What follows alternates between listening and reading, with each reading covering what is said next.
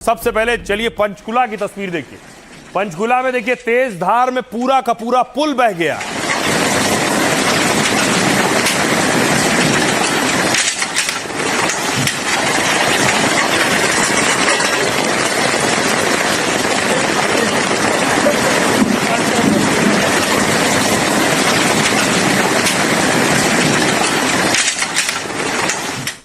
पिथौरागढ़ की तस्वीर मैं आपको दिखाऊं। पिथौरागढ़ में देखिए लैंडस्लाइड से पुल टूट गया है।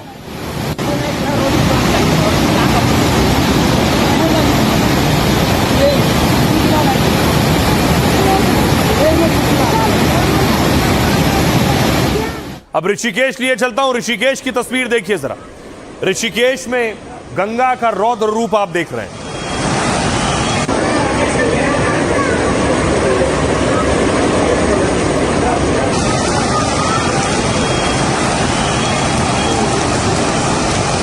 श्रद्धालुओं से निवेदन है ज्यादा आगे ना जाएं।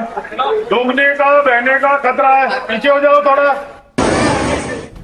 आइए कुछ और तस्वीरें आपको दिखाऊं कि लगातार बारिश के बाद लगभग आधा उत्तर भारत कहिए या उत्तर भारत के बड़े शहर कहिए, देखिए हालात। पंचकुला की एक और तस्वीर मैं आपको दिखा रहा हूं। अंडरपास देखिए पानी से पूरी तरह से लबालब है और गाड़ी फंस गई है।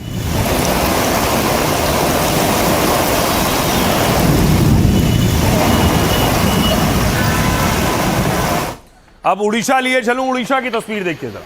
5 दिन से पेड़ के सहारे जिंदा है युवक। 5 दिन से फंसा हुआ है यहां पर।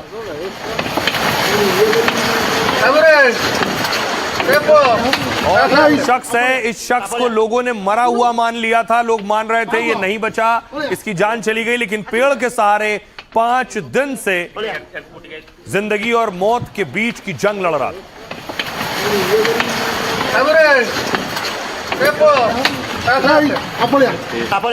आइए अब आपको आसाम लिए चलता हूं। आसाम में लगातार बारिश से हाल बेहाल है। ये आप देख रहे हैं, नाव के जरिए, बोट के जरिए स्कूल जाने को मजबूर हैं बच्चे।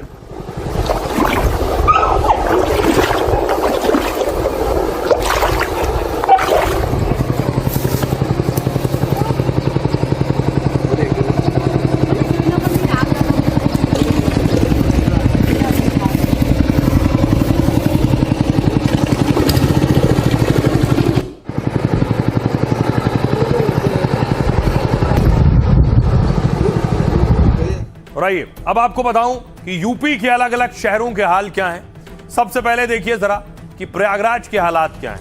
यूपी के प्रयागराज में लगातार तीसरे दिन बारिश हुई, जिसमें कई लोगों के घरों में बाढ़ का पानी घुस गया। इससे घरों में बेड, सोफा और दूसरे सामान डूब गए। जॉर्ज टाउन, टैगोर टाउन और अल्लाहपुर में हालात खराब हैं। रामबाग रेलवे स्टेशन के 3 ट्रैक पानी में डूब गए। प्लेटफॉर्म नंबर 1, 2 और 3 की पटरियां पानी में डूब चुकी हैं, क्योंकि लगातार बारिश के बाद बांध से पानी छोड़ा गया, जिससे पिछले 24 घंटे में गंगा यमुना का जलस्तर बढ़ा है। एनडीआरएफ की टीमें बाढ़ प्रभावित घरों से लोगों को निकाल रही। प्रयागराज में लगातार दूसरे दिन सभी स्कूल बंद करने पड़े। गोंडा, कौशाम्बी, गाजीपुर और भदोई में 12वीं तक के स्कूलों में छुट्टी है, जबकि जौनपुर, सोनभद्र और मिर्जापुर में 8वीं तक के स्कूल बंद हैं। अब वाराणसी, प्रयागराज ही नहीं, वाराणसी में भी गंगा का रौद्र रूप नजर आ रहा है। बाढ़ की वजह से काशी के घाट भी गंगा के पानी में डूब चुके हैं। इससे घाटों पर होने वाले अंतिम संस्कार भी नहीं हो पा रहे हैं। मणिकर्णिका और हरिश्चंद्र घाट के शवदा स्थल जलमग्न है। घाटों के किनारे बने 100 से ज्यादा मंदिरों में पानी घुस गया है। दशाश्वमेध घाट पर होने वाली गंगा आरती अब छत पर हो रही है। नमो घाट की सीढ़ियां गंगा के पानी में डूब गई। आइए अब आपको सुनवाता हूं, सुनिए जरा स्थानीय लोग क्या कह रहे हैं और दीपक हमारे सहयोगी की रिपोर्ट देखिए। प्रयागराज में गंगा और यमुना नदी पूरी तरीके से उफान पर आ गई। आप देखिए कि अब जो है धीरे धीरे दोनों नदियों का जो वाटर लेवल है वो बढ़ना तेजी से शुरू हो गया है।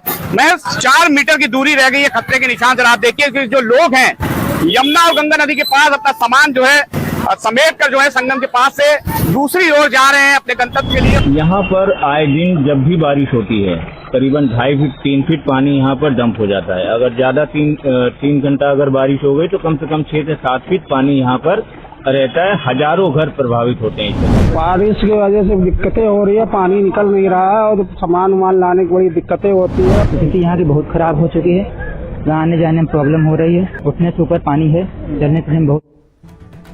और आइए खबरों में आगे बढ़ते हैं और एक दिलचस्प खबर जिसे पूरे देश को देखने की जरूरत है। खबर यह है कि सेवा नहीं तो फिर संपत्ति से बेदखली होगी। पिछले दिनों कुछ तस्वीरें आई जिसने बहुत विचलित किया और मां बाप और बच्चों के रिश्ते को तार तार किया। एक तस्वीर यह देखिए आई थी पिछले दिनों, पिता की लाश से ही बेटा अंगूठा लगवा रहा था क्योंकि संपत्ति चाहिए थी।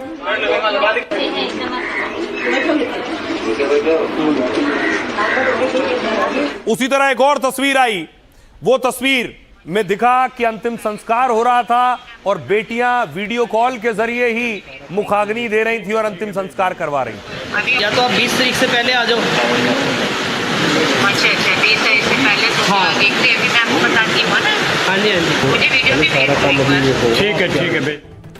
अब देखिए कोर्ट से एक बड़ा ऑर्डर आया है इस मामले में कि बच्चों को मां बाप अपनी संपत्ति से बेदखल कर सकते हैं, यह अधिकार दिया है कोर्ट। सुप्रीम कोर्ट ने संपत्ति से बेदखली पर बड़ा फैसला सुनाया।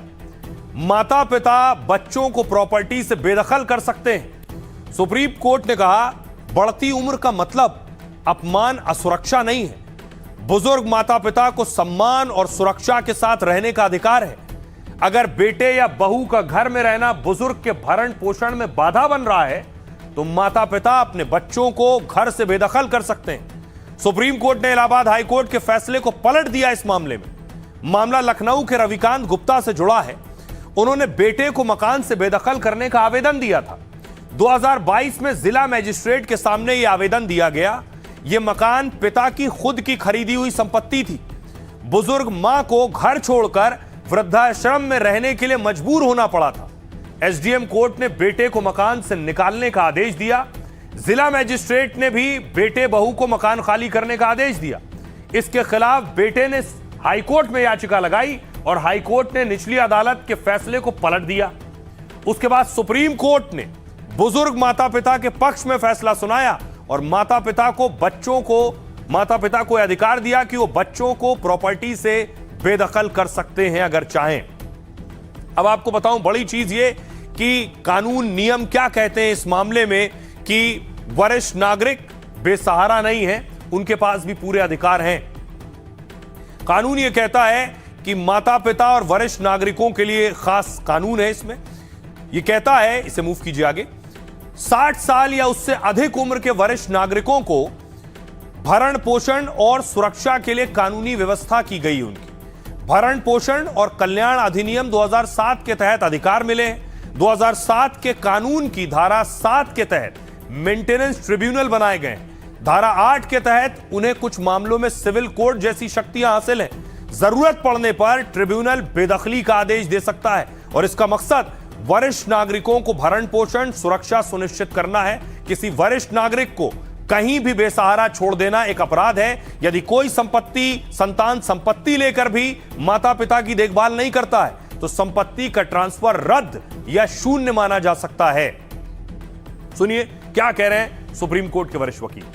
एक्ट तो है 2007 से, मगर इसमें से क्लैरिफिकेशन वगैरह देखे, ये पेरेंट हो जो बेटा बेटी जो है उसको मेंटेन करने के लिए उनका रिस्पॉन्सिबिलिटी है। और रिस्पॉन्सिबिलिटी छोड़ने वाला वालों को बहुत सजा है ये जजमेंट।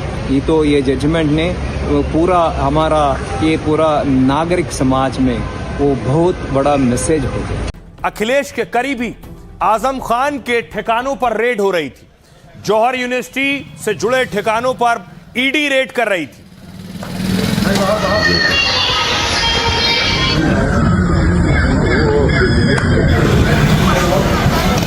ये जौहर यूनिवर्सिटी की तस्वीरें आप देख रहे हैं। भारी संख्या में पुलिस और एनफोर्समेंट डायरेक्टरेट की टीम पहुंची है। आजम खान और जौहर यूनिवर्सिटी से जुड़े 10 ठिकानों पर छापेमारी की गई है। अब देखिए आखिर ईडी ने छापेमारी क्यों की है, ये आपको बताऊं। सपा नेता आजम खान पर ईडी ने बड़ी कार्रवाई की और आजम से जुड़े 10 ठिकानों पर यह छापेमारी की गई। यह कार्रवाई पीएमएलए यानी मनी लॉन्ड्रिंग एक्ट के तहत हुई है और एक्शन जौहर यूनिवर्सिटी और जौहर ट्रस्ट मामले में हुआ। वित्तीय लेन देन में गड़बड़ी और संदिग्ध फंडिंग के आरोप हैं। जौहर यूनिवर्सिटी में सुबह 7 बजे छापेमारी हुई। 15 अफसरों की टीम 6 गाड़ियों में जौहर यूनिवर्सिटी पहुंची। यूनिवर्सिटी के बाहर 100 से ज्यादा पुलिस वाले मौजूद। आजम खान के आवास पर भी ईडी की टीम ने दबिश दी। ईडी की टीम ने जौहर यूनिवर्सिटी के दफ्तर में भी दबिश डाली। एक निजी कंपनी और उसके डायरेक्टर पर भी छापेमारी हुई। यह सब रामपुर में हुआ। अब देखिए सहारनपुर में क्या हुआ।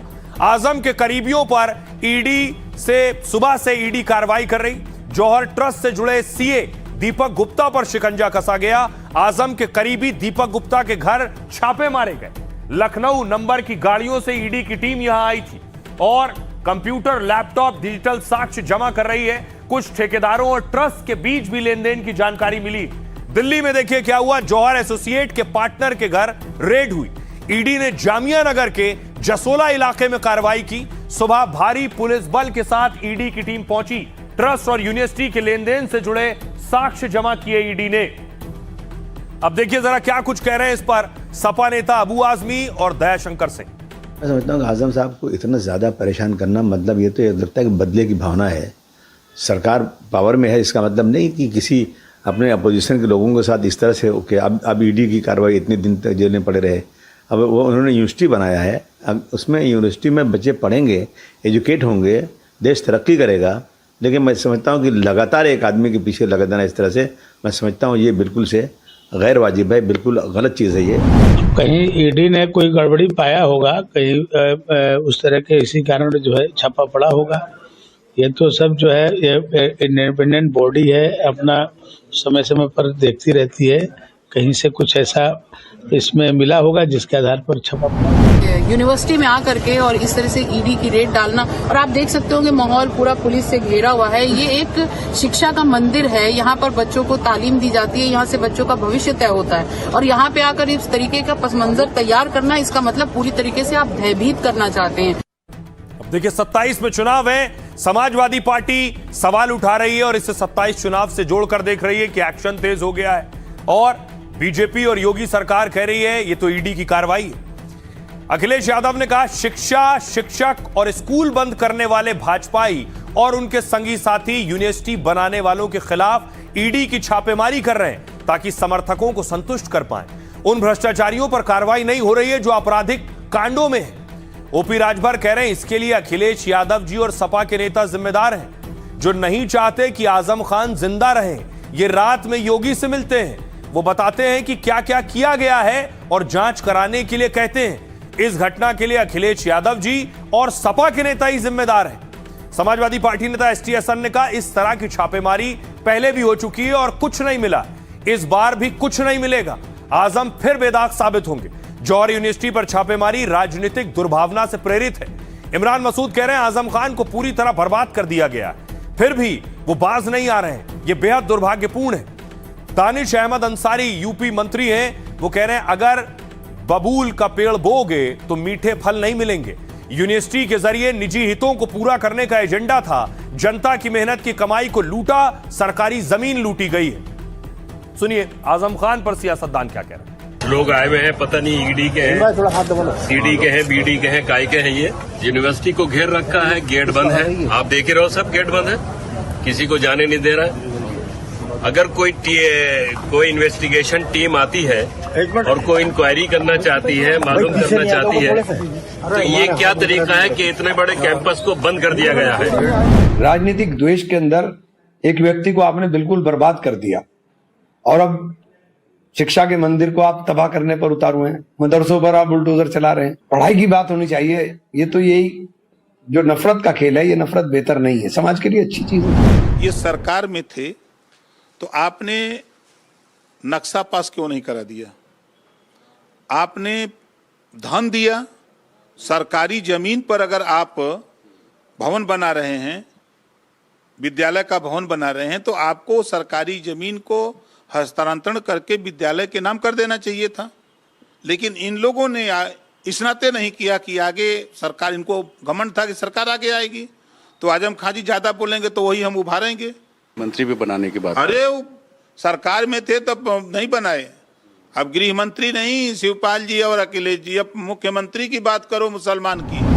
देखिए, जब आप बबूल का पेड़ बोएंगे तो आपको मीठे फल नहीं मिलेंगे। ये पूरे प्रकरण में इसी कहावत की याद आती है। जो जौहर विश्वविद्यालय बना के शिक्षा को आगे बढ़ाने की दुहाई समाजवादी पार्टी के नेता दे रहे हैं, दरअसल उस जौहर विश्वविद्यालय को बनाने के पीछे भ्रष्टाचार की क्या नई नई कहानियां लिखी गई, उन्हीं कहानियों की परतें अब खुल गई। जमीनी हकीकतें क्या है वो सबको मालूम है। क्या वो चुनाव लड़ सकते हैं, क्या एमएलए हो सकते हैं या नहीं हो सकते। तो वो तो जब दोष मुक्त हो जाएंगे उसके बाद इंशाल्लाह वो मंत्री भी बनेंगे और एमएलए भी बनेंगे, एमपी भी बनेंगे।